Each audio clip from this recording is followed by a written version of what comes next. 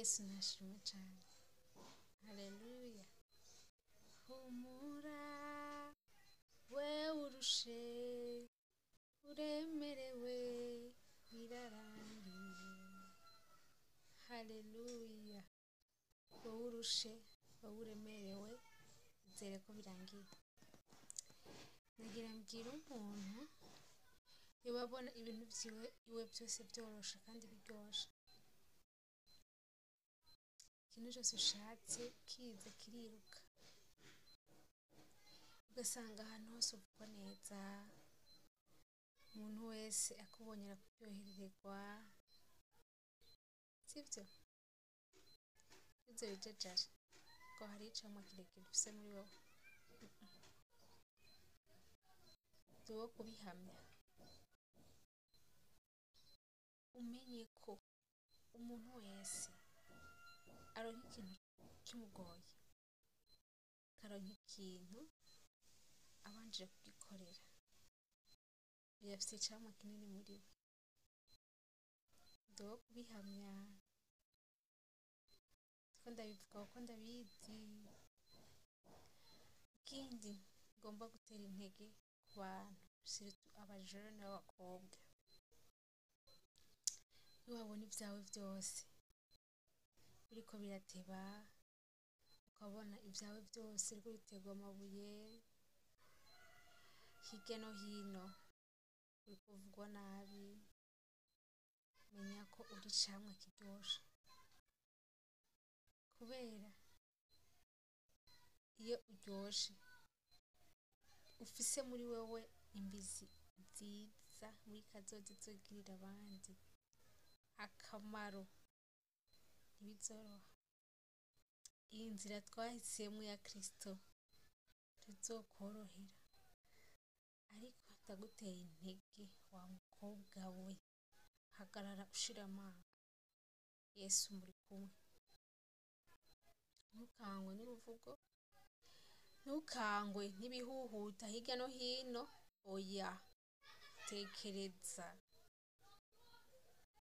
genda uririre Imana mu cumba, musohoke wihanagure urengane.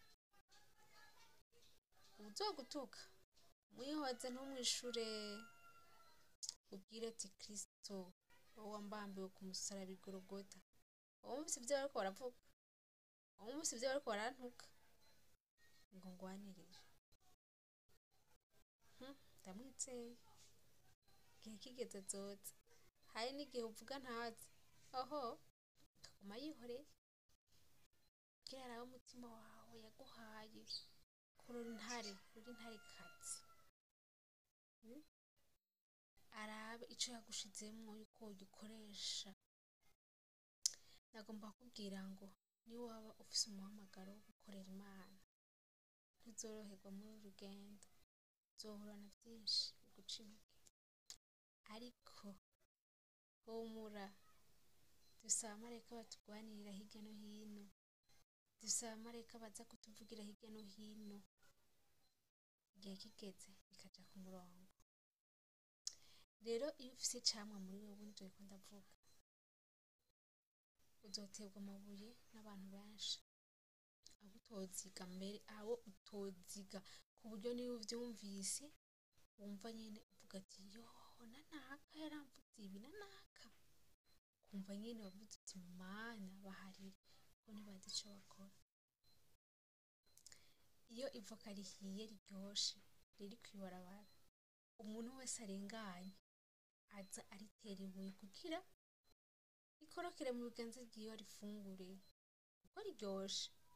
Rero nawe wa mukobwa we, ntubona abahungu bose baza kugira ngo baragukunda, siko bose bagukunda. Oya, hariho n'ababa baje kuko bafise misiyo yabatumye, abantu, Satani n'isi. Kuko murazi yuko turwanwa n'ibintu bitatu: umubiri, Satani n'isi. Nivyo bitera abantu situra abajene. Rero wa mukobwa we, ihakwiha agaciro wowe nyene, nturabe ngo ugeze mu myakiro yawe. Iha agaciro wewe nyene, igihe kigeze abakuvuze nabi bazomaramara. Haleluya. Abakuvuze nabi, abagutyojeje, abakuvuze nabi hirya no hino bazomaramara, hama babone ko Imana wasenze ari nzima. Hariho n'abazokubwira ngo baragusengeye, batagusengeye, ahubwo baduga imisozi kugaza. Ariko ya Mana dukunda, ya Mana dusenga, ya Mana idatemera igiturire, igihe kigeze ikabikora. Humura rero, iyi message niyo ku bakobwa, mwiha agaciro, ntimukangwe n'ibiriko birababako. Ikindi naco, mwige kwimenya, umenye uwo uriwe. Eske je mfise umuhamagaro yuhe? Mfise umuhamagaro. Humura, humura, humura. Kristo ari ku ngoma, Kristo araganje. Mushire ibibazo byose ufise, azoheza abitunganye igihe kigeze. Ikintu cose gifise umwanya wacu, ikintu cose gifise igihe kizohererako, ikintu cose gifise intango n'iherezo. Ntukangwe n'ibiriko birakorwako vyose. Humura, Kristo arahari. Genda umubwire ico wifuza cose, azogikora. Ndagutumiriye rero kwakira Yesu nk'umwami n'umukiza mu bugingo bwawe. Umubwire co cose wifuza, azogikora. Kuko hari igihe uhura n'ibibazo birenze, ugasanga ari wagukeneye kugira ugende umukorere. Hari n'igihe biterwa n'abana b'abantu, ariko nzi ko byose bishoboka. Urizeye kandi byose bikagenda neza muri Kristo Yesu. Amen. Imana irazi guhindura amateka. Humura, humura, humura wowe urushe.